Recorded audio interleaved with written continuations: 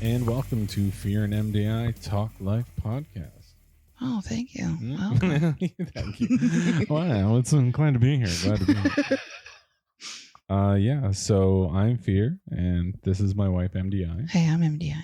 Now, for some of y'all, I don't have to explain who we are.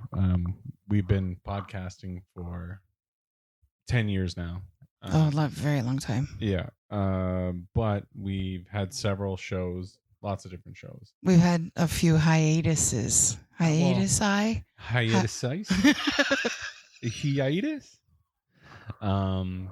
Yeah, we took some time here. We've taken some time off. Some of y'all will know us from FYFC Studios, which is now back to our brand. Yes. We're bringing it back. There was yes, a we time are. that we did not go as that, but we've done podcasts like Lights Out Radio, Fifthcast, Fearcast, Twat FM. Dude, I forgot about Lights Out Radio. If anybody's still got that OG, you know, you the real MVP. You've been here with us a long time. Originally we started recording on just a laptop with USB mics, and now we've that was awful and shit. Yeah, it was terrible. But anyway, I'm kind of going over any sort of history because like I said, we've been doing this for 10 years. Some of you folks will be like, oh shit, Fear, shut the fuck up. We've been listening for 10 years. We know what you're talking about. We know what you're talking about. Get over it. But some of y'all aren't. And so some of y'all are new. Yeah, and maybe some of y'all listened to Twat FM but didn't listen to anything else we did. Twat FM, of course, was The World According to Fear and MDI, which was a goddamn brilliant name. I know. It was my idea. I came up with it. That's right. It was brilliant. No, it was fantastic. But it's so the good. Algorithms hated it.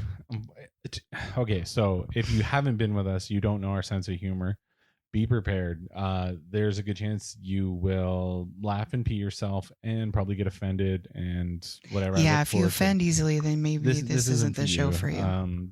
We are just we're a couple that have been together since we were teenagers, and we have very unique views on a lot of different things, and we have no problem sharing our opinion on shit. And for a long time, I feel like I know personally I started to censor myself a lot. Yeah, absolutely. Like in the early days, it was the Wild West of podcasting.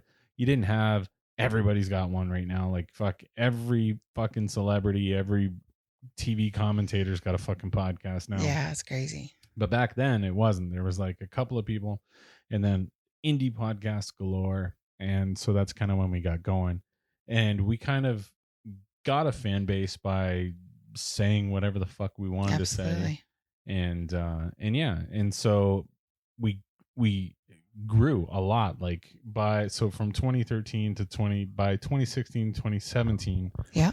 We had sponsors. We were making money. We were making bank. We had merch. It was wonderful. It was awesome. We had been invited down to Vegas to meet with a bunch of podcasters. Yeah, it was like a podcast con, if you will. Yeah, that was insane. It was wild. I still can't believe we were invited and went to that. The Why Not Con. I'm going to throw that out there. Absolutely. I don't know if they're still doing it again because of our hiatus size. We're not really in the game that much anymore, but we're coming back. We'd like to be back in the game. We want to be back in the game. Let's go. And so anyway, fast forward, things fell apart. Originally when we did this, we had a third to our group. Yes. Your brother, my brother-in-law. Yes. Steven. Everybody Razar. would know him by Razar. Yeah. Anyway, we had a falling out. It's all water under the bridge now because unfortunately there's nothing we can do about it. But we moved on. We started Twat FM. We did some stuff. We bounced around quite a bit, which is kind of why we do have a pretty unique view on things. Is we've lived in 3 different provinces here in Canada. Yeah. We've been all over, except for the East Coast. We haven't really gone out there yet. That's, I think that's where we should go next. We should. We really should. Anybody listen to Fearcast? The champ is out there. I've actually had people recently reach out and ask, how come you don't have champ on anymore? It's just not something we're doing right now, man. He's a very busy man. He is. He's got stuff he's doing. But anyway, that's kind of a backstory for a lot of stuff. And I'm sure over time that's what we do. We share a lot. Mm-hmm. So we'll share a lot of stuff. And so this first episode, don't base all the podcast on necessarily on this. This is going to be a pretty heavy episode because they won't all be this heavy. That's for darn correct. Sure. Yeah, usually it's I mean we don't shy away from any topics. It could be something very serious. We're going to make fun of it. We are of the mindset of you can make a good joke about anything as long as it's funny. And I mean, I personally, even sometimes when it's not funny, I feel like it's time to make a joke. And so again, it's going to be a lot of weird jokes, but it'll be a good time, I promise. I don't know. It's weird trying to resell myself after this long, but anyway, this first, let's just do it. Yeah, we're diving in. No, we're gonna dive in here. So the last little while, the last couple of years have been treacherous as fuck. From the fallout that we had with Razar and FYFC Studios, and like I said, we stopped talking after that. We'd moved to a couple of different cities, and fast forward to just recently, our life has been extremely difficult since November. Yeah. So, and that's why anybody that has been following, and you guys are going to be like, dude, what the fuck? Another show? Like, what do you? Yes, here we're doing another show. But here's why things have been crazy and that sort of thing. So back in November, I received a call from a cousin, actually, I had a friend of mine message me that a cousin was trying to get a hold of me, and this is like a down the line cousin. We don't really talk. Yeah, haven't heard from her in years. So anyway, that they're trying to get a hold of me. So I'm like, okay. So I called the cousin. I'm like, what's going on? And she's like, your mom's in the hospital. She's been in the hospital for a couple of weeks because you're the only next of kin. You're the only one that can actually get any information. So if you call, then we can find out what's going on with her. So, of course, I'm pissed. Yeah, well, yeah, they waited weeks. Because I'm like, what the fuck? Like, she's been in the hospital for weeks. And, like, me and my mom have had a really rocky on-again, off-again relationship forever. Yeah, but you'd want to know if she's ill or in the hospital. Well, yeah, absolutely. And that's what I mean. Like, big important things. Yeah. We'd like to know those. So, we find out that she's not well, and we should come. Yeah, she's really unwell, and it seemed that she was. What am I trying to say? She wasn't there. She wasn't herself anymore. Yeah, the way she was talking, it wasn't her or whatever.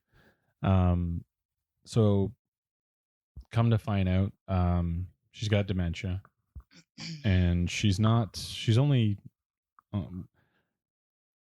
she's 29. No. Not that she'll ever listen, but anyway, she's under 70, and yeah, it's really, really young for really this, young. And it seemed to really happen quickly. Like I talked to her personally just a few months prior to November, and she seemed totally fine. Like she knew who I was. She knew what it was. Everything was going. Like she called to tell me something, and like everything seemed fine. Like she was totally aware and all there. So yeah, it was great. It was a great shock to us that she all of a sudden was just poof, gone. So yeah, so we ended up heading back to where we're from. Yeah, we had to hitch a bus and then a plane and then. So we live really far north in Manitoba. In a ridiculous place. Like, yeah, it takes an 8-hour bus ride to get to the nearest city. Yeah. To catch a flight out of here. Yep. and it's an overnight bus, and it is the stupidest Horrible. fucking thing. Horrible. I We've don't know. talked about it I was before on gonna Twat say- FM. Yeah, I was gonna say Yeah, we absolutely have. But anyway, so yep, we do it. We do the thing. We go, and she's gone. She's got to go to a nursing home. Yeah, like it was so quickly. Like all of a sudden, we were papers being pushed in front of us, like power of attorney, and it was like, oh my goodness, we're here. Like boom, we're here already. Yeah, like what the hell? Yeah, it was like we're. I just turned 40 in March. You're going to be 40 in about a month. 29. 29, yeah. I'm 40 and he's 29. We've been together since we were 16, so figure that. That math doesn't work. But yeah, so it was really, really quickly. But it was determined that she was not able to look after herself. She had to be put into a nursing home, and she doesn't walk. She doesn't, use the facilities or bathe herself. Yeah. So it wasn't even a situation of maybe she could live with family. Yeah. It's definitely nursing home. Yeah, she had to go to the nursing home. So. That was a bullet to take. That was a gulp. There was, and that's what I mean. So then, it's a tough episode because a lot happened in a very short amount of time. So we have to put her in a nursing home. So that then put the burden on me to deal with her house. Figure out that out. Which is supposed to be your house, but she didn't ever fill out a will. Again, so if anybody has, oh my goodness, go talk to your parents about them having a will, please.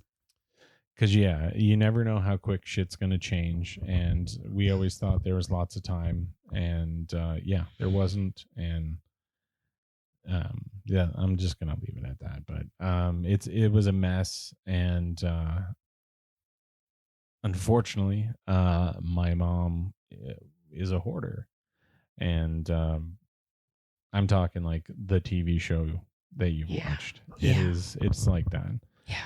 So a big reason that me and my mom have had issues for a long time is because she's a hoarder, and I am not. I'm actually a minimalist.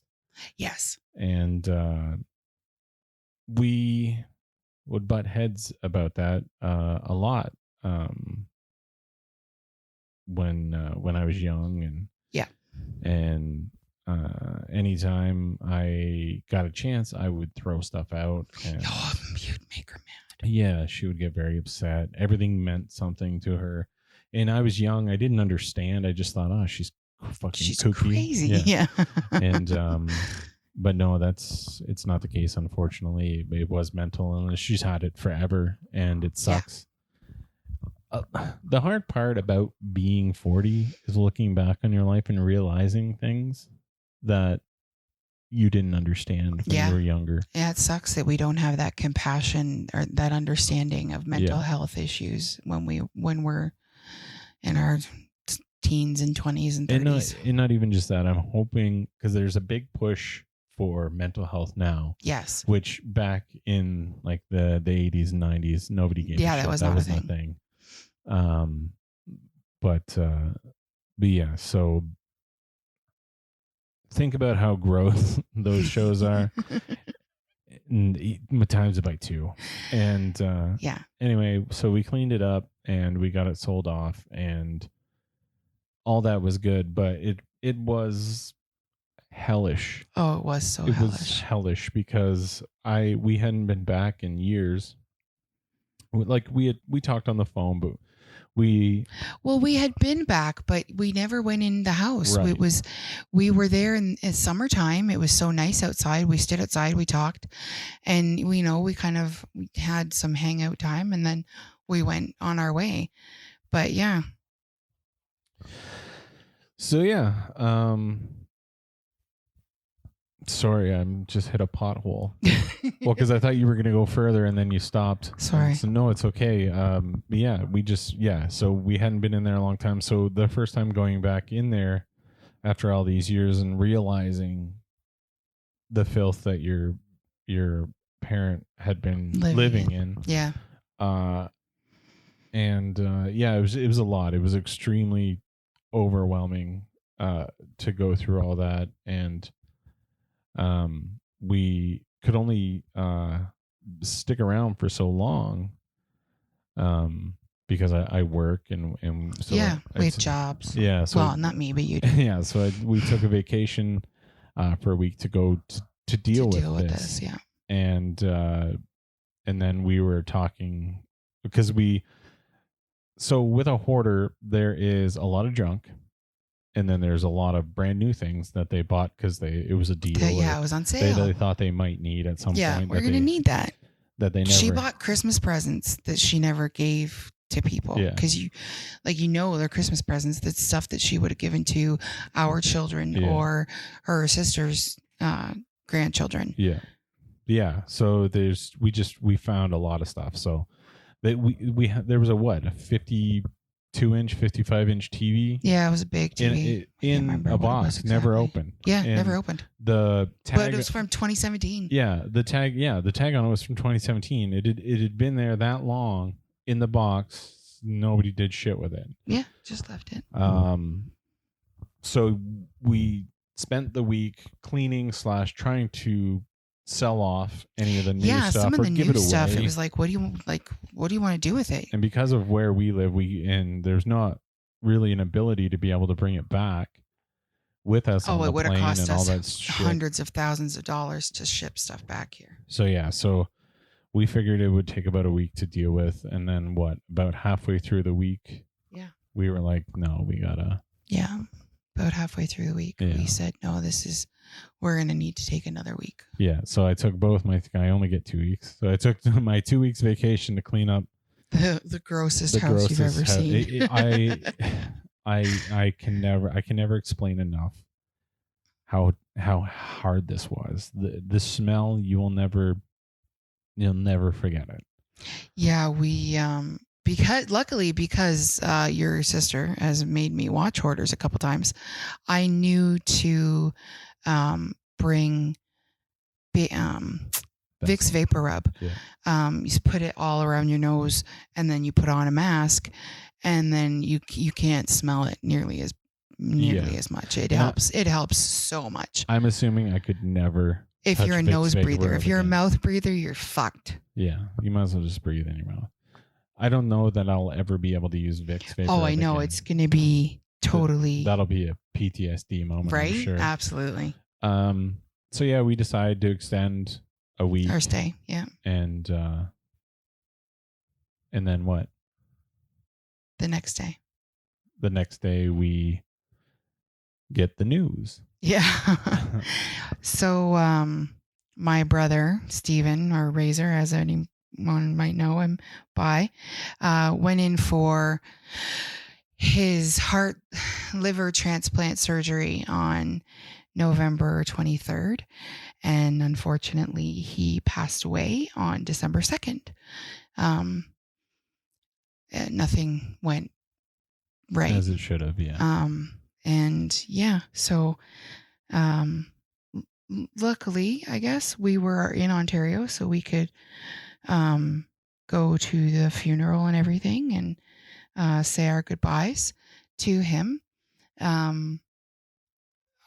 Ironically, we were there already, so that was kind of. Oh yeah, it's one of those things that if it wasn't the most horrific thing ever, you'd be like, oh, that's good timing. Oh, nice. Yeah, exactly. Yeah, we already extended. That's perfect. So and then while we're dealing with having to put Sean's mother in a nursing home, and what we should keep for her, and what we should put in a storage unit, and what we should throw out, and all of this crazy stuff, then my brother passes away, and that really knocked us on our asses. Oh man. So yeah, it was brutal. So yeah. Yeah, no, it's super tough. And so then it was awkward. Anybody that has listened before, we loved Razor. And what happened was just the pandemic. The pandemic kind of caused so much tension. Well, and that he found out he had liver cancer, and the pandemic at the same time. It was just too much for him. It was just way too much. We ended up getting into it over absolutely nothing. Yeah, absolutely nothing. And then that was it. Yeah. We stopped talking. Yeah, never spoke to him again, unfortunately. So we tried, but he blocked us on everything he could block us on, and and like I don't even did not return emails. And it's so tough because we'll never know, unfortunately now. But I think we, at least us, me and you, always just thought eventually. Yeah, we absolutely. There was always that. Oh, he'll come back. I figured he would survive the surgery and be good. Well, he had survived so much. He was amazing. He'd survived everything. He'd survived things that they said he had very, very minimal chance of surviving. So yeah, and so then I think we just all figured he would be fine. Well, I think that's not just that, but I think because we had been through all that, and then we get the news that he's actually getting these organs, then transplant. I think that it kind of, I don't know about you, but for me, it got this spark like, okay, good. Yeah. If we can get his health fine, absolutely. He'll come back. Yeah, absolutely. And so I think that got my hopes up. And then when we found out he passed, it was bad. And yeah, it was very difficult. Yeah. So we had to deal with that. Or we're still, I don't know. Yeah. I don't know if we'll ever not be dealing with that. Grief is, yeah. So anyway, we came home. We were gone for almost 20 days, I think, in that first trip. That. So yeah, we came home and we did our whole, life thing. Everything was good. Everything was groovy. And then in February, we decided to go back and check on your mom. She'd been settled into her nursing home by then.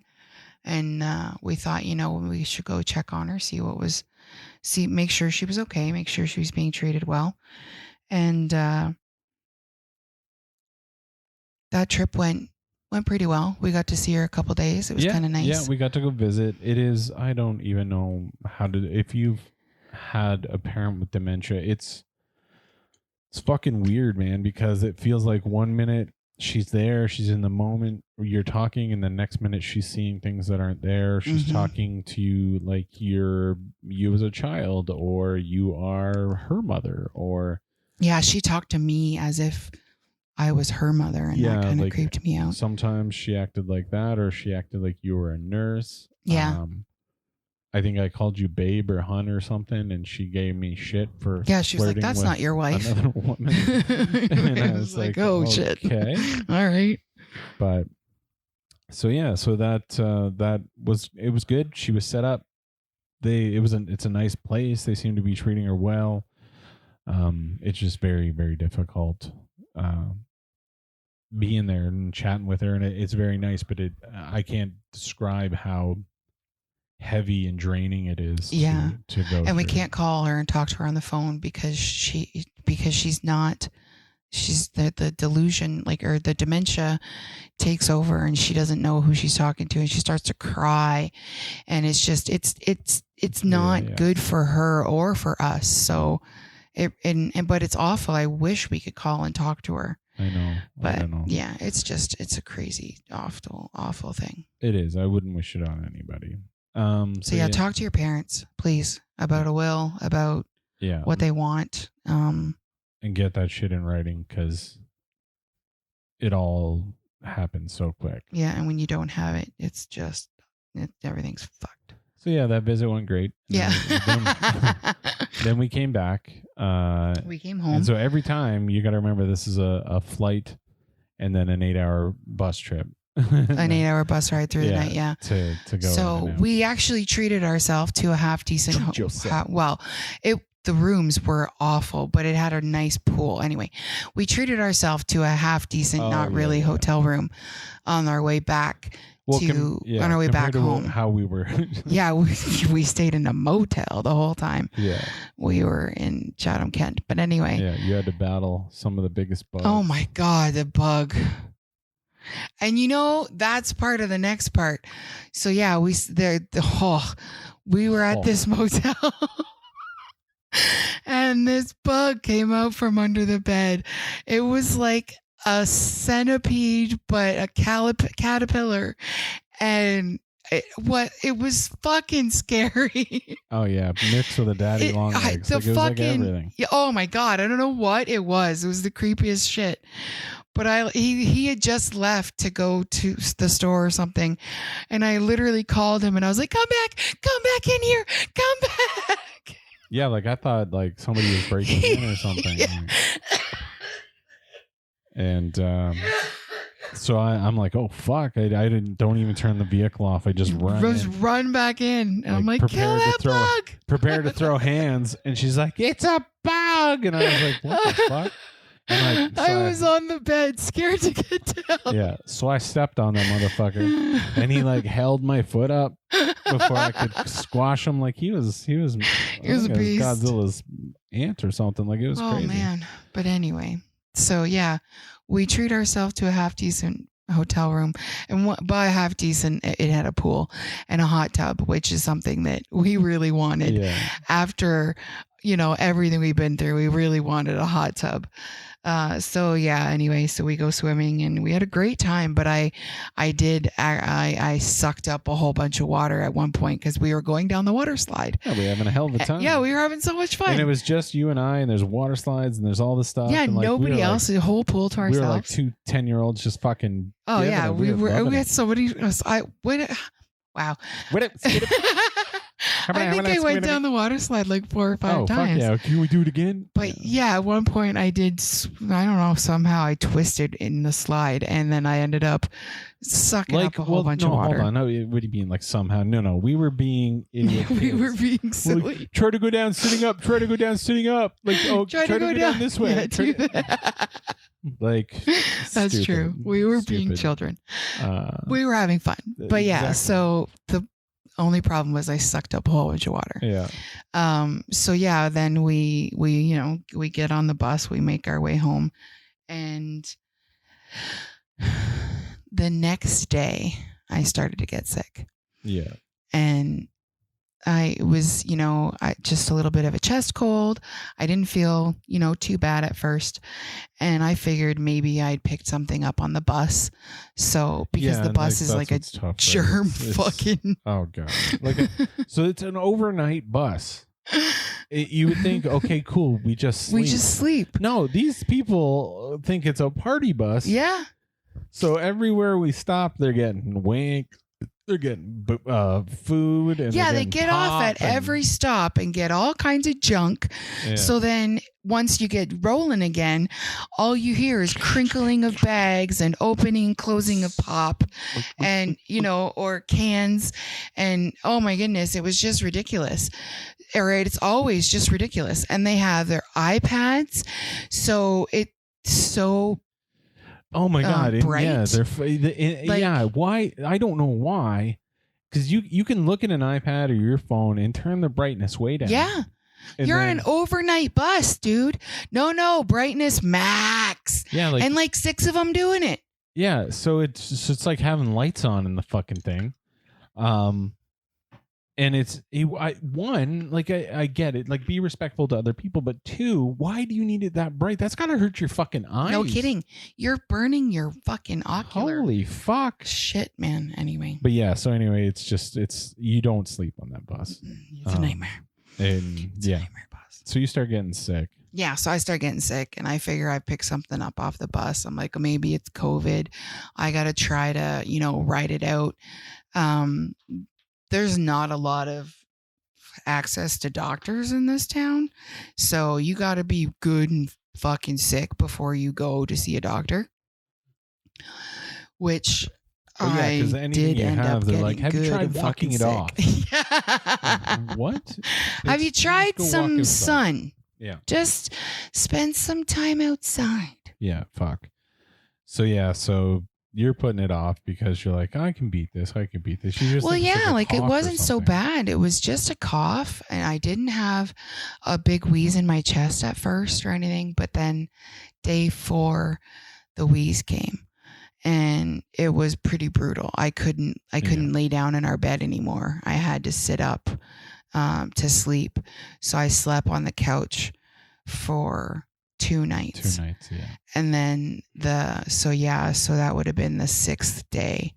I couldn't do it anymore, and it hit me so hard. It hit me so fast. You were having trouble, but you seem like you were kind of. I was okay, yeah. And then just all of a sudden, no. All of a sudden, I got up to go use the restroom, and my legs were not mine. They were buckling under me, like they were not solid. They were jello legs. Yeah, baby horse legs. And it didn't make sense to me. I was like, what the hell's going on? Yeah. So I made my way back to the couch, and I looked at Sean and I said, okay, I gotta go. Like, it's time. I gotta go to the hospital now. I'm something is bad. Something has turned very bad. So we go to the hospital, mm-hmm. and we get in pretty quick. Oh, yeah, because I was dying, not doing well. And so we get put in the just kind of an open area. There's like 2 spots or whatever. And then we got another guy who comes in. So yeah, about an hour after I've been there. So yeah, they get me on a bed, and they figure out what's going on, and they do some tests and figure out that I've got bilateral pneumonia, which means pneumonia in both lungs, which does not happen very often, and it's not cool. So they start IV medication right away to try and help me out with that.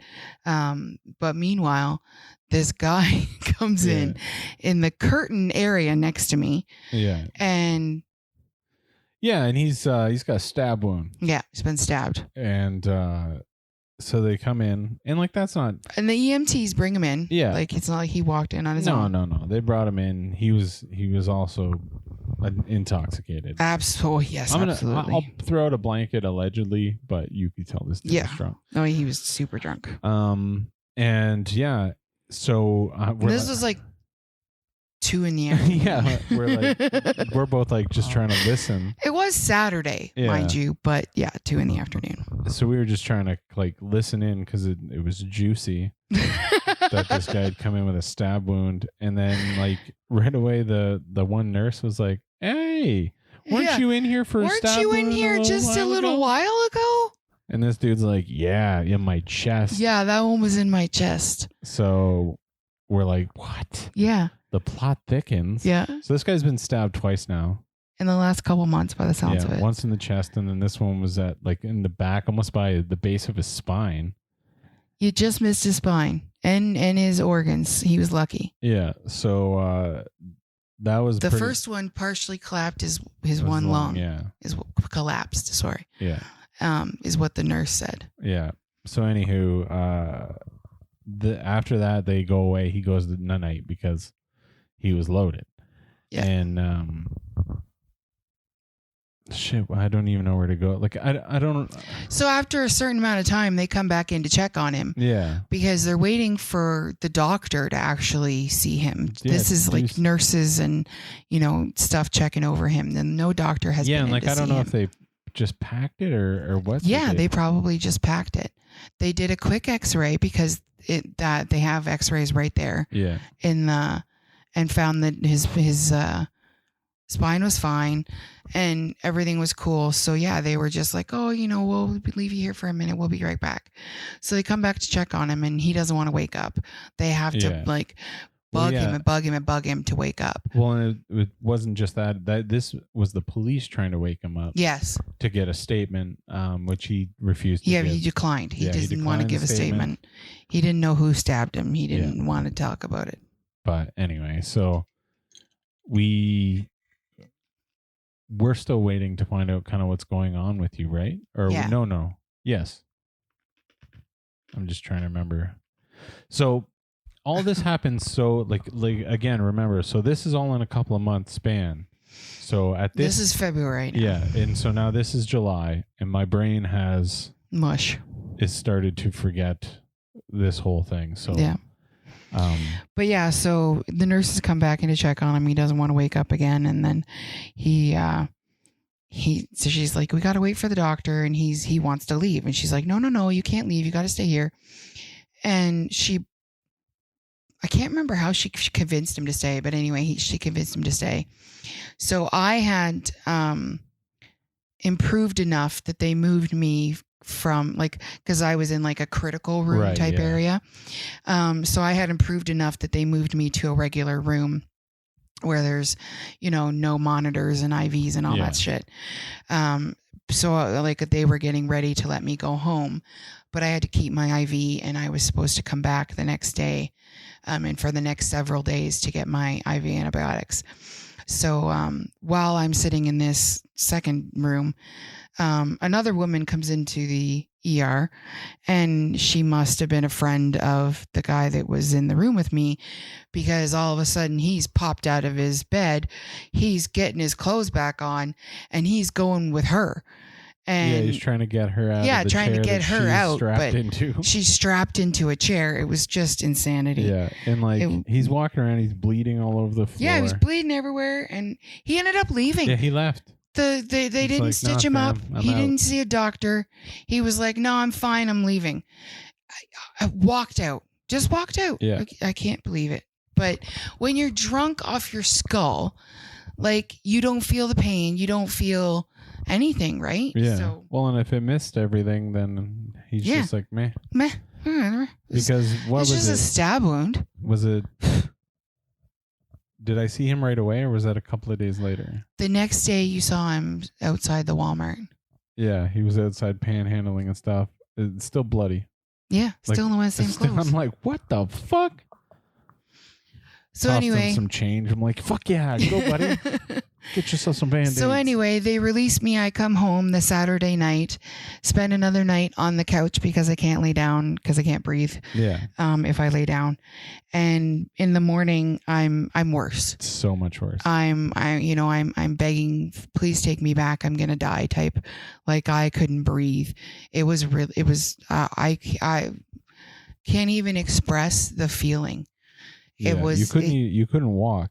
Yeah, I could not walk. My body was just shutting down. So we get back to the hospital, and they admit me reluctantly. And they put me in a room. I end up in a room with this woman. I never got to see her. The curtain was drawn the entire time, but she would order in every meal. Yeah, this chick was a boss. They'd bring her lunch, and she'd be like, no, you can take that away. And then one of her relatives would bring her something else for lunch. Yeah, McDonald's. And then she ordered pizza for dinner the one night. And she was complaining that she had heartburn. And it was like, duh, of course you have heartburn. But yeah, she was an elderly woman who was... Yeah, was that the same night she got the wings? Or did she? There was one night she got wings. Yeah, one night she was there 2 nights with me. I was only there when she ordered the wings. Yeah, the one night was pizza, and the next night was wings. Yeah, unbelievable. She's like, take this Jello and shit away from me. I got some. Yeah, she's supposed to be on. Like, the nurse even tells her, you're supposed to be on like a more blandish type diet, and she's like, no, none gonna happen. Get me my wings. Buffalo hot wings coming in, bitch. Can't tell me what to do. Yeah, so for the first 2 days, she was there with me. On the second evening, they moved her out to a different room, so I had the room to myself. Although we were enjoying the little bit of entertainment from her, I was not doing well. No. I could not breathe. I was my breathing was very shallow and very rapid, and no matter what I could do, I couldn't catch my breath. And I was repeatedly told that it was anxiety, and I just needed to calm down. And then at some point around Tuesday morning, I think. So this all started on Saturday, and then I was admitted Sunday. So Tuesday morning, I believe, is when I started going septic, because I don't remember anything from then. Tuesday evening, I apparently, because I've seen the text message, I text you, please come back. they're going to let me die. I can't breathe and they don't care type stuff. And so, yeah, he came back, had to fight security a little bit. Yeah, it was weird. So they got security posted up. I didn't know that I couldn't go see you. It was like midnight. Yeah, but when your wife is like, please come back, I'm scared, you go back. And Absolutely. So yeah, so I get stopped by this guy, and he's like, who are you see, blah blah blah, and give her a name, and then he's like, all right, and he calls up. I'm like, are you calling her? Like, she's not going to answer the phone. And he's like, no, I'm calling the nurse's station. I'm like, okay. And so he's like, so and so's here to see so and so. What do you think? Okay. And hangs up. I'm just like, okay. And I'm like, oh, I can go up. And he's like, no, you can't go up. And I was like, what do you mean? And he's like, you can't go up. I'm like, well, then we have a problem. Because I'm going up. Because I'm going up. So the choice is yours, whether I just go up or me and you have some trouble. And he's like, you know what? Yeah, go ahead. Go on up. Which was cool. Well, yeah, I believe you told him, like, my wife is really sick and she's asked me to come up. So, like, I'm going up. Yeah. So then he was like, you know what, man? Yeah, go ahead. Like, sure. Yeah, like he didn't want to have any smoke. So he was like, go ahead. Like, just get the fuck away from me.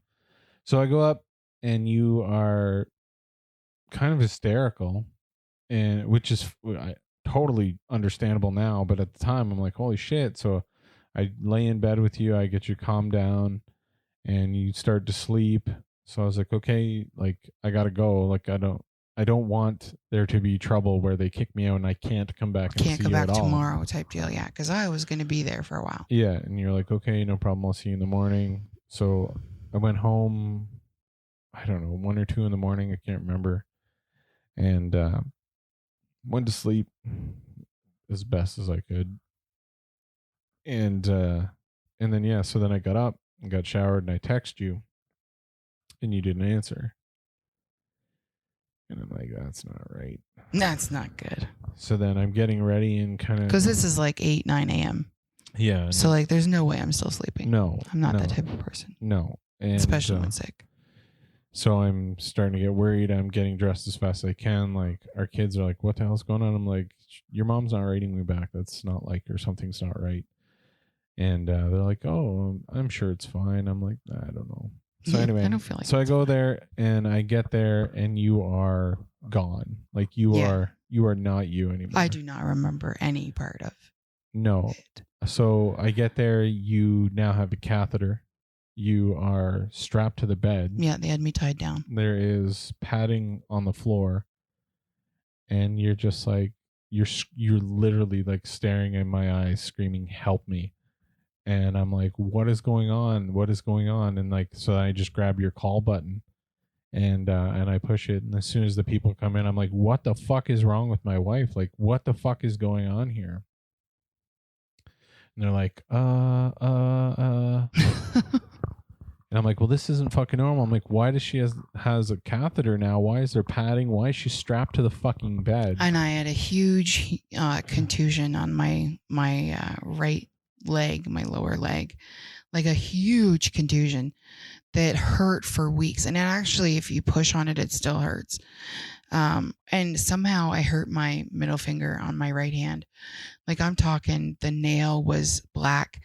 I was black under the nail, and the whole tip of my finger was purple and colors, and it took weeks to heal, and it still feels tingly on the tip of my finger.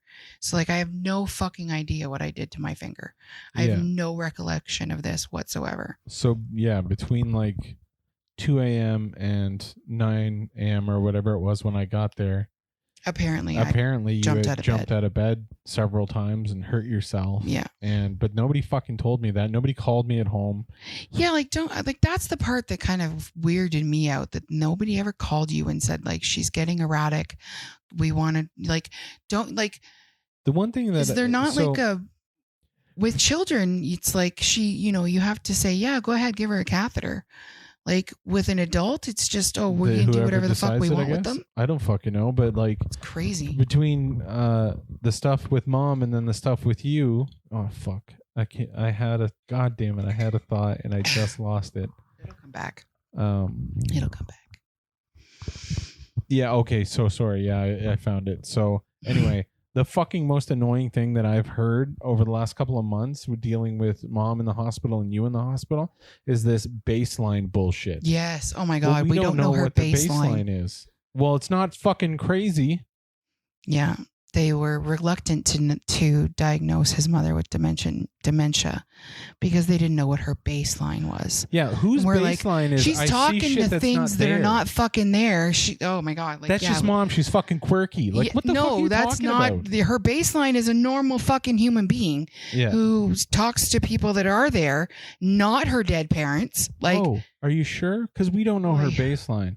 It's not crazy. Yeah. And so same with you. They're like, well, we don't know her baseline. Screaming like a lunatic strapped to a bed Sweetheart is her baseline. Is not her fucking baseline. Like, what are you talking about? So I don't know if that's something new that they've added, because I don't remember ever. Yeah. Like, when we've had kids, when you've been in the hospital, any of that stuff, not once has anyone ever fucking said anything about a goddamn baseline. All of a sudden, baselines are the fucking biggest fucking thing.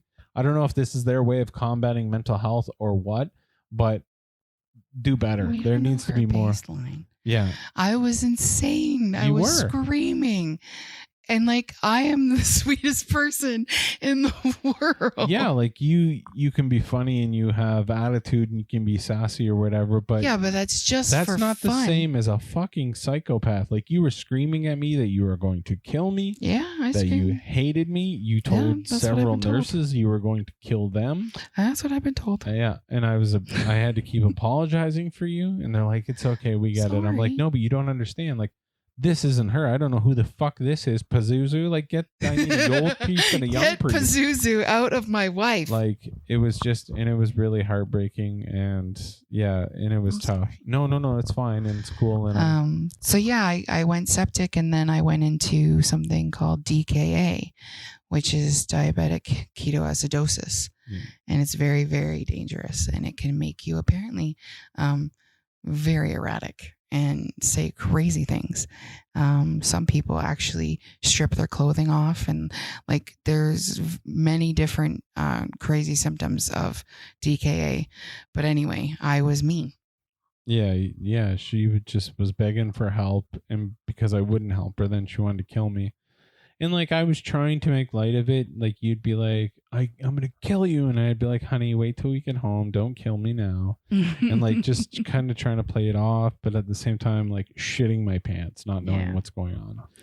And so by that time, they had brought you back down to the emergency ward. Yeah. Where they had try to figure out a little, they have a little, what do you call it? ICU. Yeah.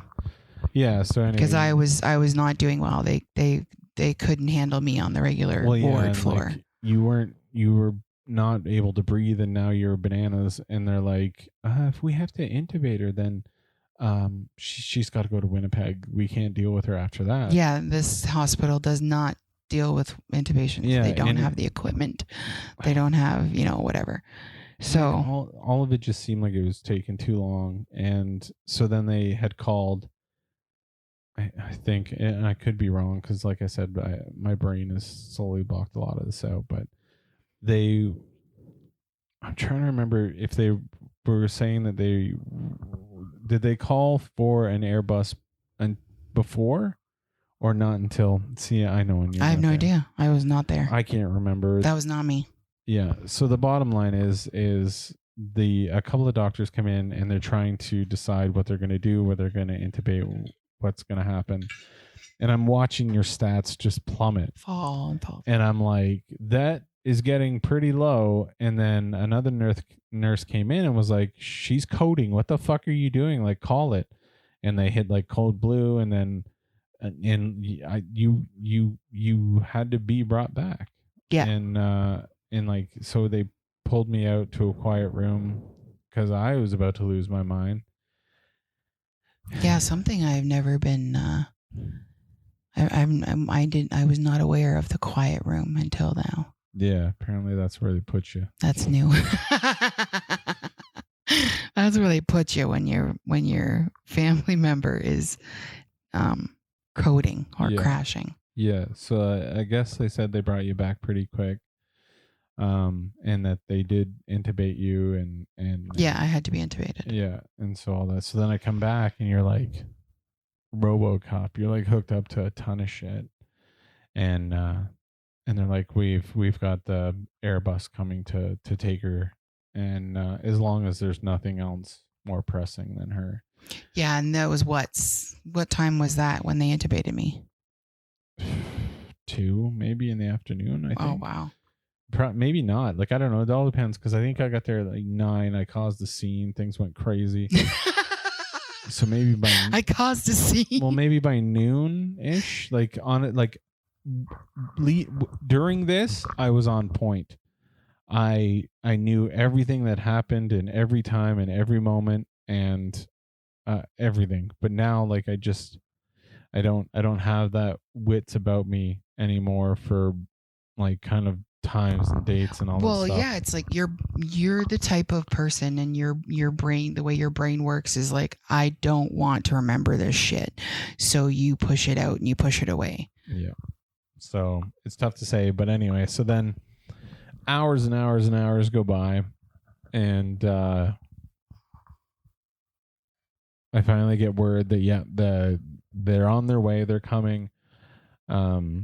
But there's another person that's out in the hallway that if they're worse, then they're going to take them instead of you. And I was like, are you fucking There's kidding one me? person in the hall that if they might be worse. They might have to go first. Yeah. So they... and how inefficient is that they can only take one at a time? Yeah, that's tough. And I get it, but it is tough. But I don't know any. Like, it's such a tiny little plane. Yeah. So yeah, it's got to be in it. Like, yeah, I don't know how you make that better. But anyway, well, yeah. My thought is, like, if there's a big accident or something, that Airbus can take one person at a time. Yeah. I don't know. I don't know if they can. Yeah, they might be able to hire a bigger plane for more stuff. I don't know. But anyway, they get there and they're like, we got to go check this person out. And I'm like, fucking motherfucker. And they're like, we don't think that he's worse. So I'm like, okay. They come back. They get you on the stuff. It was all super interesting. And I was out this whole time. Yeah, I was. They knocked me out. Yeah, you never quote unquote came back after you came back. Like you. Yeah, you were I was out for that. days after that. So then they're like, are you coming with us? And I'm like, this has been a day and my kids have been at home this whole time. So I want to go and I want to talk to them and reassure them and let them know kind of what's going on. And then I'll get there the next day when I can. So yeah. So I get there, I pack all my stuff, and you came home and packed your stuff. Yeah, I came home, told the kids about everything and what the plan was. You didn't tell them I coded. No. You left that part out. Yeah, no, they didn't need to know that. They know it now. I couldn't tell them at the time. I just said, that's she's great. not That's scary. good. That's too scary. They're taking her or whatever. So I pack a bag because I don't know how long this is going to take. It was actually wonderful how much stuff you brought. It turned out pure perfect. Yeah, no, for sure. And I'm just like, well, and like, I don't know. I just figured I would sleep at the hospital. Yeah. Because like I've seen people do that. Yeah. When you were pregnant, I slept at the hospital. Yeah, when we had babies, they always let you. That was the thing. Anyway, so I get there and now you're even more RoboCop. You're hooked up to like 10 machines. Yeah. You have so much going on. I had a central line in my neck. And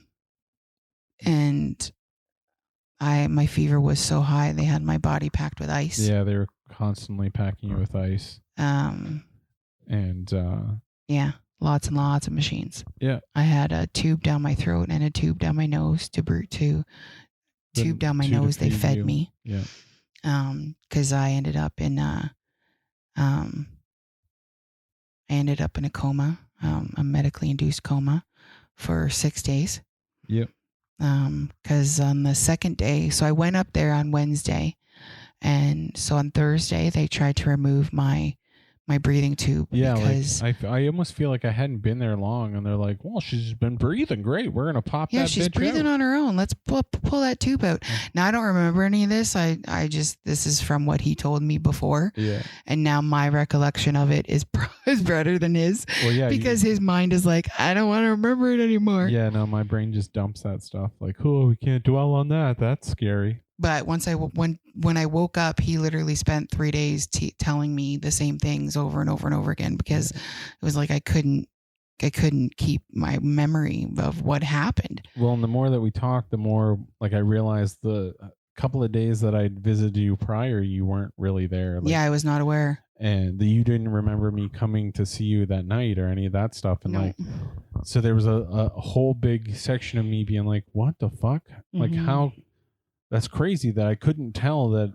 Like, I just thought you were sick. I couldn't tell that you were like out of it, you know? I was not there, because like, so everything went bad on Wednesday morning, and on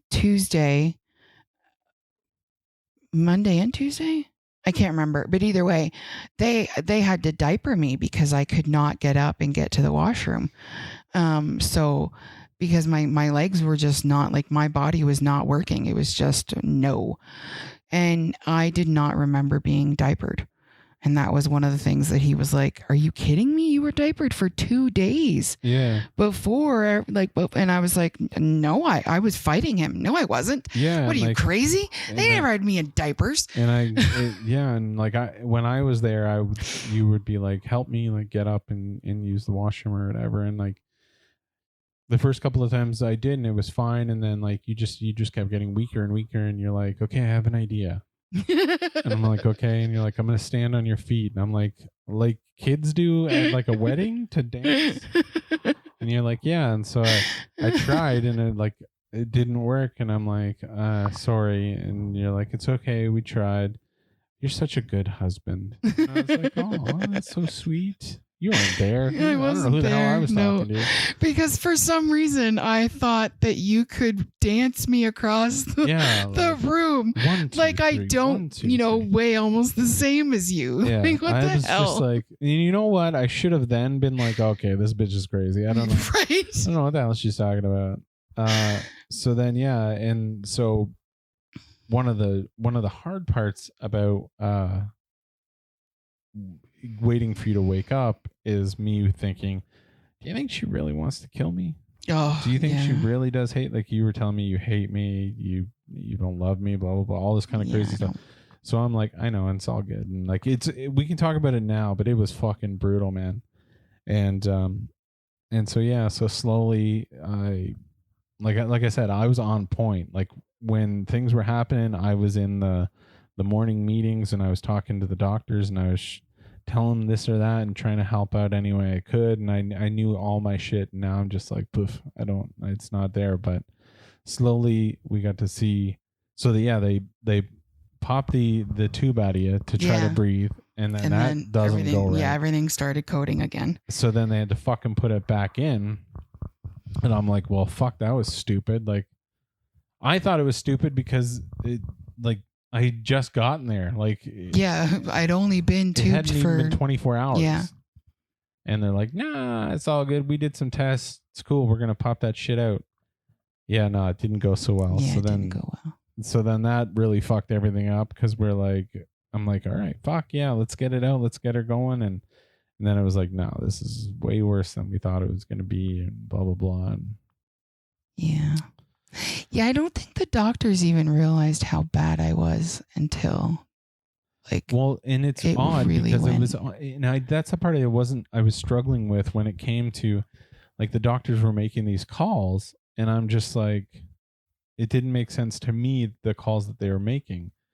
It was only, yeah, so maybe you were worse than that they figured, and I don't know. It was all really weird, because I'm just like, huh? But anyway, so the first night I was there, because after they put the tube back in so you could breathe, I'm like, all right, well, we ain't going anywhere. So I camped out in like the like family room or whatever, which was super weird. There's like people around you while you're sleeping the whole time. I'm like, oh man, please don't rob me. while I'm trying to sleep. Right? I'm a deep sleeper. I could wake up naked, like, they took everything. Someone get me one of those gasless gowns. Hey, I was rocking the gown. Absolutely. So anyway, I visit the next day. We hang out all day, and then the nurse is like, "Hey, you can't." I love how he says we hang out all day. Yeah. I was unconscious. Yeah, I was just there, hooked to all kinds of tubes. Yeah, and like I didn't know you. They said when you get sedated, the last thing to go is your hearing. Yeah. So they're like, talk to her, and you see it in movies all the time. Like if people are in a coma, you talk to them and whatnot. So anything that like the fucking. I think it was like the Briar Cup or fucking Scotty's Tournament of Hearts or something. Yeah, there was curling on, and I was playing every single. And now they're throwing it down the rock and here, and like everything to just kind of talk to you, could. just to keep saying words, and I do not remember any of that. Which now it was a giant waste of time. Giant waste of your voice, but oh man, I do remember like you telling me to open my eyes and being excited and happy and stuff like that. And and it was so strange because I wasn't aware of what had happened to me. I didn't know why I was in the predicament I was. And I was very confused. Once I started being aware a little bit of what was going on, I didn't know what was happening to me. I could hear things and like you said, the last thing that goes is your hearing. But I didn't start hearing things until the fifth or sixth day. Yeah. So yeah, I remember them telling me that they're going to roll me over and move me into a different position. And, I remember them telling me, they combed my hair at one point and they would do like that fake bath or whatever. Yeah, they didn't do that until the end. Or did they do that while I was unconscious? I think they did that while you were unconscious. Well, I don't remember any of that. Well, of course not. But anyway, you were unconscious. It was so strange to me for you to be so happy for me to open my eyes, and it was so difficult to do so. Like I just remember you squeezing my hand and saying, "Open your eyes. Can you open your eyes?" And when I finally could do it, you looked glossy and glowy, like you almost look like an angel. And so my everyday appearance, I know. You were so happy when I opened my eyes, but I could only open my eyes for a couple of seconds at a time. Yeah. But I started squeezing your hand back, and then you were so happy that I was squeezing your hand. And like it was the most bizarre feeling of floating in unit, like in nothingness. Like I felt like I was just, I wasn't a body anymore. Like it was so strange. I can't imagine. And like, that's great. So before you started to come to, so the second night is when I get told, no, you got to get the fuck out of here. Oh yeah. Sorry. I forgot about that. No, it's okay. And I'm like, I don't have anywhere to go. What the fuck? So, I'm in a city that I have I have nothing. I don't have any people here. Yeah. I don't know anywhere. I don't even know where the fuck I am right now. So then like the charge nurse is talking to me and she's like, you can't hang out. This isn't a hotel. I'm like, well, no shit, bitch. Like, but I'm in my mind. I'm like, when we had babies, that was cool. And she's just sitting there. Why can't I just... The fuck? I don't take up that much room. I know I was in a huge room. Yeah, that's what I'm saying. Like you were in a much smaller room when we had babies. It was okay. Yes. You had a fucking penthouse suite, and they're like, no, and I'm like, man, I got no money or fucking plans, man. So then, next thing I know, the head of the hospital and the charge nurse, and then a guidance counselor or something was there with them, some sort of person to help me with my feelings. Because like they're like, you can't be here, and I'm like, look, I don't know what to tell you. I can't. Do you want me to go fucking sell my ass on the corner to be able to pay for something? And like, plus, you were like, I want to stay with her. yeah, like it's been like I wanted to be like sit unconscious the fuck down. wife Since with ice November, packs I've all had, over her. Yeah, like just life has been really fucking tough. The last thing I want to do is not Tubes be around. in my neck, man. Yeah. So anyway, so that's when I ended up starting a GoFundMe, which I thought was just stupid. I was like, yeah, a couple of friends encouraged you to do so. Yeah, and I was like, whatever, because one, I'm embarrassed, to ask. The first thing, if anybody knows me, I don't ask for shit. You never ask for help. I don't ask for help. I've never asked for help. So yeah, it was really. You're a one man. I can do all. I am an army, and I will do it on my own. And you usually are great. You usually have it all. Usually I can figure it out. This was like the universe was like, nah, fam, this isn't. No, you're work. fucked. So then there's that, but then there's also like, how pathetic would it be if I did put this up and nobody gave any pledges, and then I'm just like, Jesus, that'd be embarrassing. Hey, hon, don't wake up because we have no fucking money. Like, don't wake up. You don't want to. You stay sleeping, you don't want to be bitch. part of this reality. But it actually went really well. And like I thanked everybody as it happened. I want to show a big thank you to everybody that did. Anyone who's listening who contributed or anything. Thank you so much. I really appreciate it. Never know how much it meant. Oh yeah, absolutely. And how much pressure it took off me to try to figure that shit out. So thank you so much. And then you just could take all your concentration on your wife that was dying. Exactly. Instead of like, because I was starting to think, well, fuck, now I'm gonna have to like find empty rooms to try to sleep in this hospital. Yeah, and not get caught. Not get caught.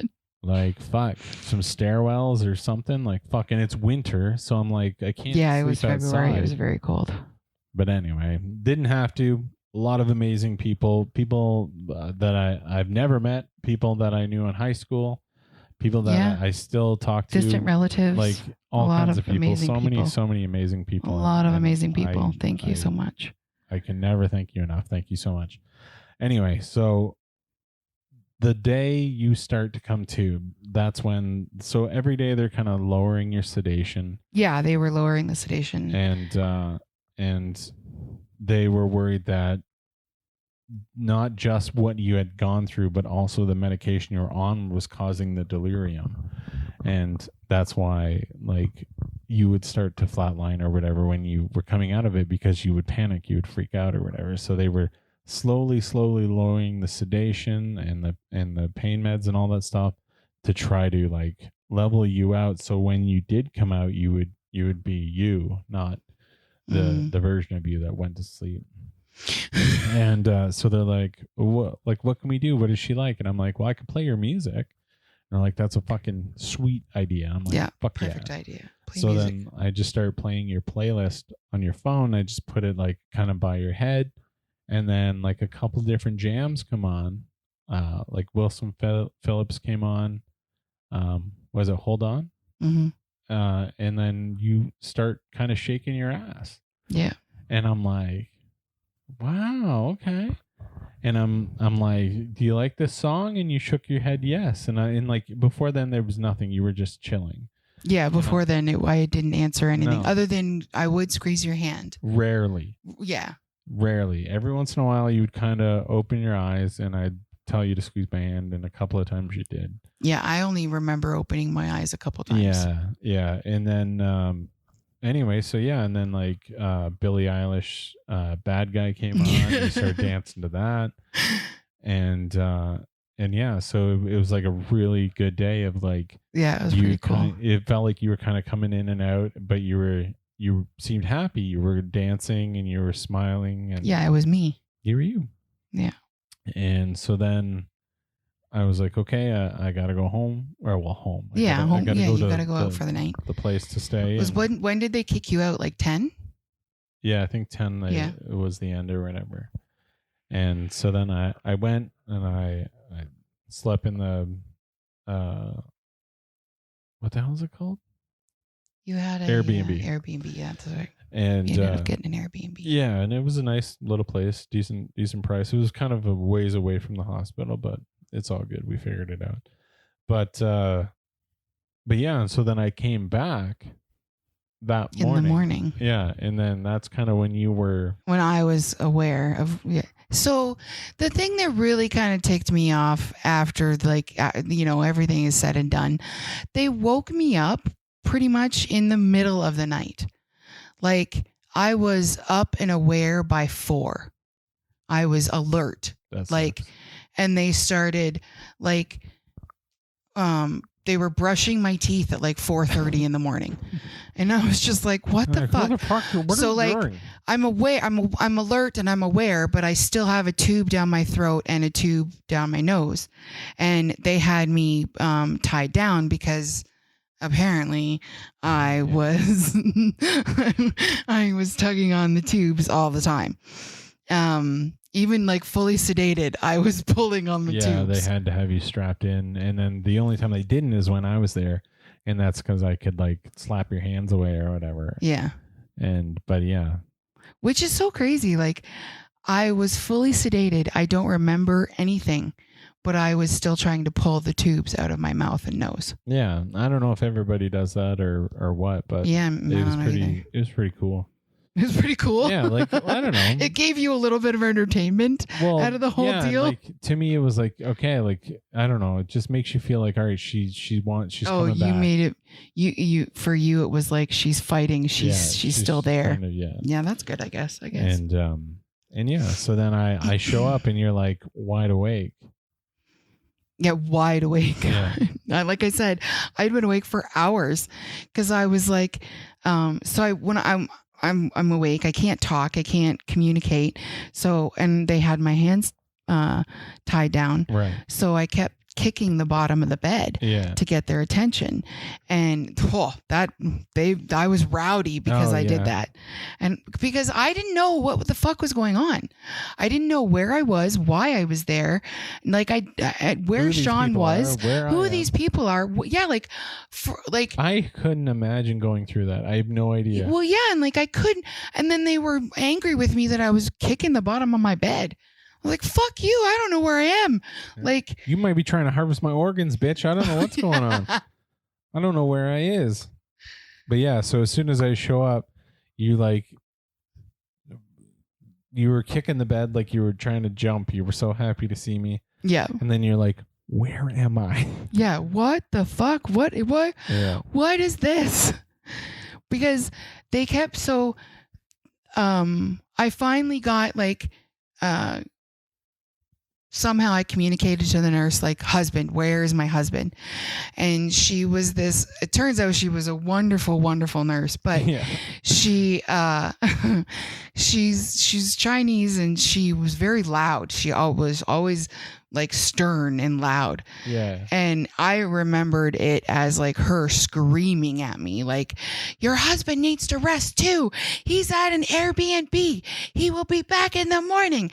But like, she was screaming at me in my world, you know? Yeah. Which was so weird because she'd been really cool the whole time.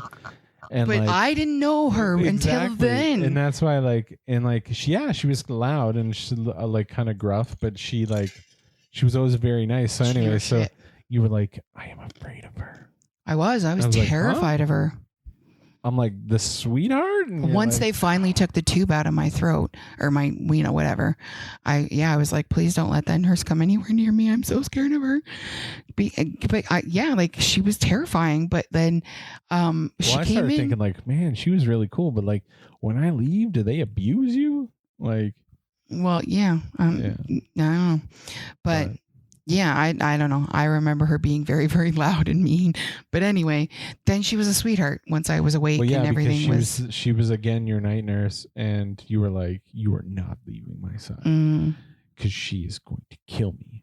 And I was like, okay. But then she came in and she's like, he's staying. And we're like, oh, okay. You skipped a whole part. Go ahead. Well, so I'm awake, and so I had to go a whole day with the tube in. Yeah. And tube down my nose, tube down my throat. So that really fucking sucked. And a catheter, which I always hate. I've never ever been like comfortable with a catheter. Please give me a catheter. Well, I guess that's true. There's maybe, you know what? Never say never. There could be some freaky bastards out there. They're like, hey, you want to fucking get high in this absinthe and give each other catheters? Like, fuck yeah, bud. You're so weird. So anyway, they took the catheter out first, and that was lovely because then I could kind of get up and, or no, the catheter was the last thing to come out. I'm sorry. So they took the nose, the like feeding part out, and the tube part out. And oh my goodness, like I don't know how many people listening have been intubated for long enough that it affects your throat. Because like intubation for surgeries and stuff, it doesn't really ever harm you because it's a very, very quick. But I have been intubated for 7-8 days at this point. Yeah. I have no idea. And so they finally get it out, and it's like I could not believe how difficult it was to swallow. You were like cocky as shit. You're like, I was like, I need water. I was so thirsty. Yeah. My lips, oh my God, were so bad. They were so chapped.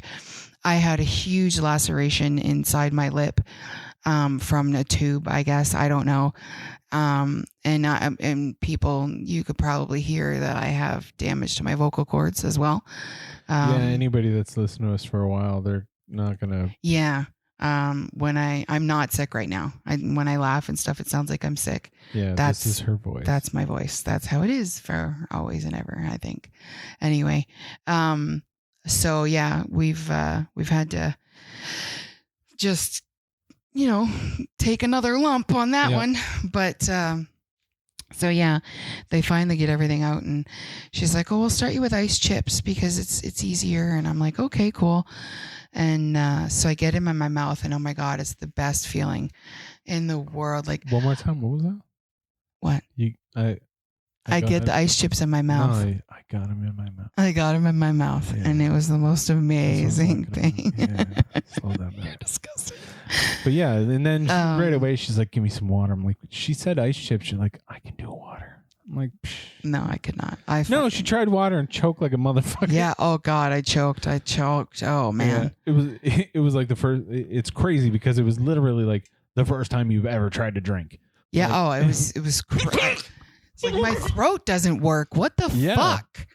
I'm telling it to do what it normally should do, and it is not doing what it's supposed to do. No, it's not throating. My throat is not throating. Yeah, and so then you go back to the ice chips, and then you're like, all right, give me the water again. I'm like, holy shit. Yeah, it was bad. We have to retrain her. It took me, I think, 2 days before I was eating anything and drinking properly. The first night she gave me Jell-O. Oh my God, that was so amazing. Jell-O became your cocaine. God, it was so good because it's Jell-O, so it was cold and it was refreshing, had a little bit of flavor to it, but then it went down my throat so easily, and it didn't hurt, and it didn't make me cough and sputter like water and ice chips were. But so I spent, I don't know, 2-3 days in the ICU after they took out all the tubes, and I think 2 days. And then they put me in a room with an old man who ended up having our RSV, which is a respiratory infection that is very, very dangerous, especially for someone who's just gone through. Just come back. Because, bilateral pneumonia. Hello. So that was an issue. So then I had to be they put me in quarantine for, what was it, 5 days or 6 days? Something like that. 6 days, I think. I was in a big hospital room that they would normally have 2 beds in. But it was just me. And Sean was the only person that was allowed to come in other than nurses and doctors.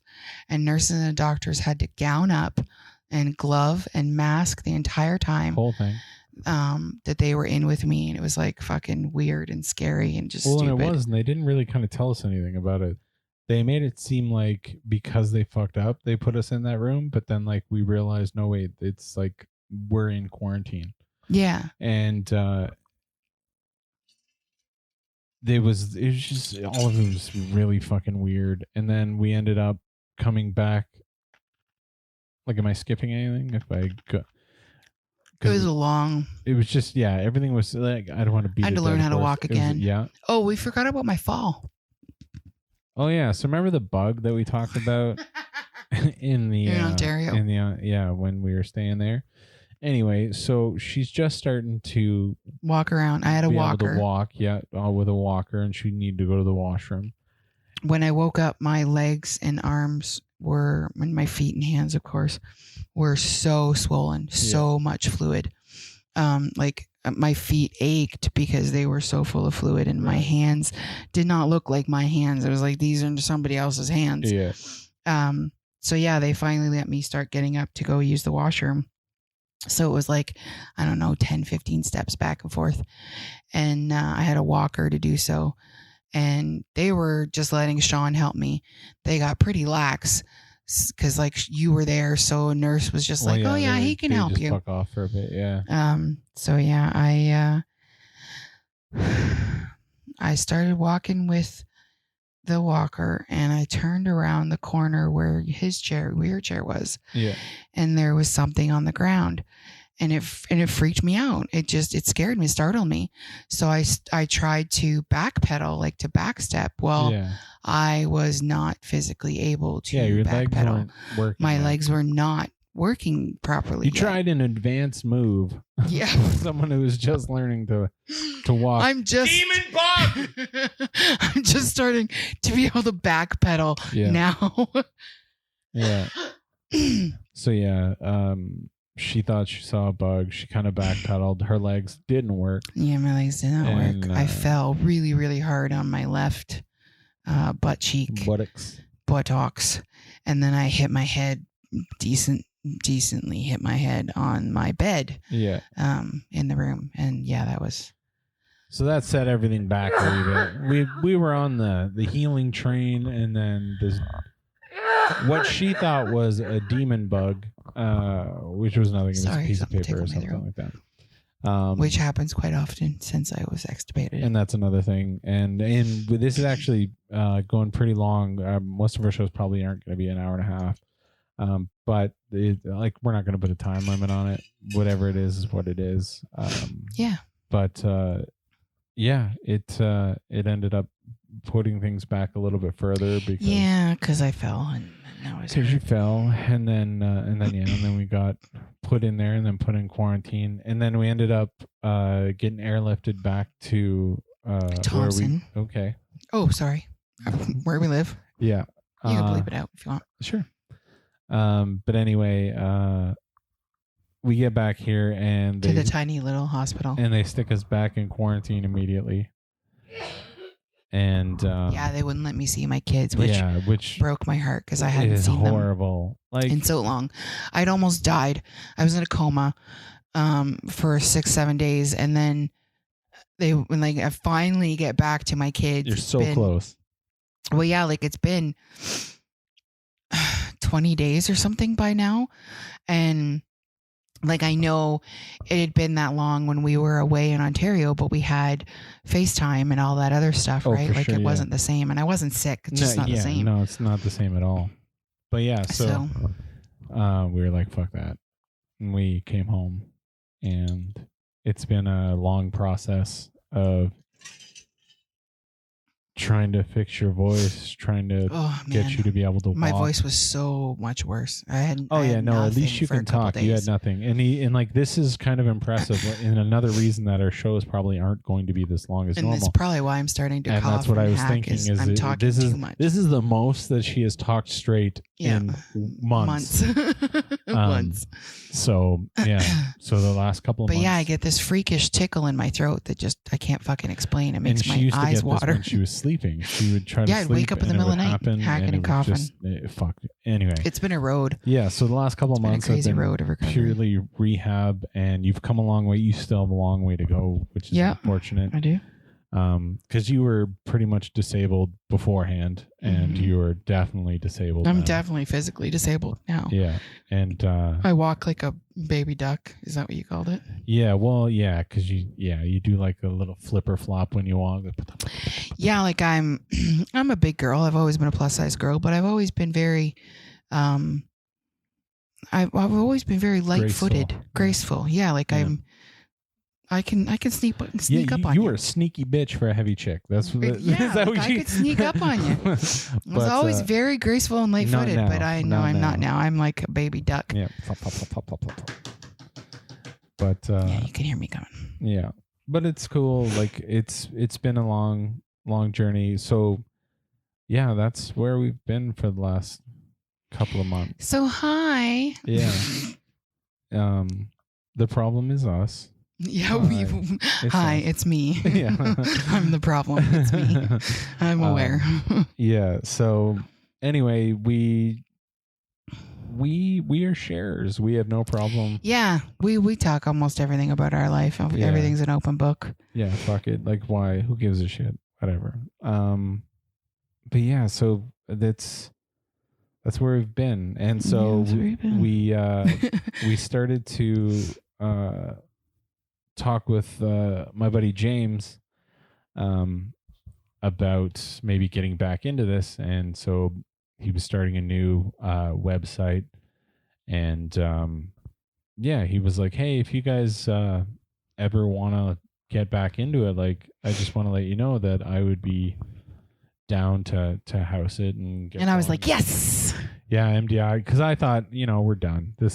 She's not going to want to do this anymore. No, I'm all for it. Let's go. Yeah, so she's ready to rock. So yeah, nftfyb.com is where you're going to be able to find all of our stuff.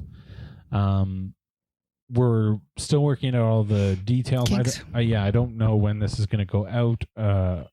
Originally, it's going to go out to the website. So if you want, head over to the website, check it out again, nftfyb.com. And I'm going to start doing blogs over there, and it's not just us. There's a few different shows that are all going to be housed over there. So, you never know, you're going to hopefully find a group of shows that you enjoy. Hell yeah. And you're going to want to check out, as well. We'll be the best though, I'm sure. Oh, of course. Sorry. Of course. Fuck them. We'll bring it. But I'm also bringing back Horror in the Pit, which is my show. Hey, you can't advertise your show. I'm not advertising. I gotta send the word. Oh, that's not fair. But anybody that was a fan of okay, well, you better advertise my show on your show. No, not chance. Girl, that's still my show. I'm on both. Of course, I'm going to be spreading the word. But either way, Horror in the Pit is for anybody who liked Fearcast that I used to do. It's going to be reviewing movies and horror, as well as music and different things. And I've already been in talks with some of my buds to come on. And yeah, absolutely. We're going to bring back some of the OGs. Exactly. Yeah, we'll see. And I've got a bunch of writing projects on the go that I really need to get working on. And so yeah, you can probably check out the website. I know to maybe get updates on that sort of stuff. But either way, that's where you're going to be able to find us. And then once we get going, we'll be on iTunes and all that good stuff. And I'm sure you'll be able to find us on our YouTube channel and whatnot. Everything is going to be in the show notes. So feel free to just click along and subscribe on all the things. Ben's getting up. He's had enough. He's got to go outside. No, I think we should wrap it up. We did have some more stuff we were going to do, but we're at like the hour and a half mark. Well, next time. So next time we're going to do just like we used to do. We're probably going to talk. There's always going to be personal stories. But then we're also going to talk about shit that's in the news or crazy shit we found on the internet. Crazy stuff that's on the internet. If there's any videos, any articles that you think that we should see, it's going to be funnier than this one, I swear. Absolutely. This, like I said, don't judge it on this. This is just months of trauma. Yeah, that so much. We just needed to get out there so that we can all move together, get back to the funny. But yeah, I think that's That's it. If you search FYFC Studios on everything, you'll find us. We're on YouTube, TikTok, Instagram, and Facebook. Fuck Twitter. I'm on it, but fuck Twitter. I'm not. I'm done. No, fuck Twitter. I think Elon's going to burn that to the ground. So whatever. But for the most part, you're going to want to go to nftfyb.com and check everything there. But yeah, I think that's it. Is that it? You're good? I'm good. Say goodbye to the people. Bye, people.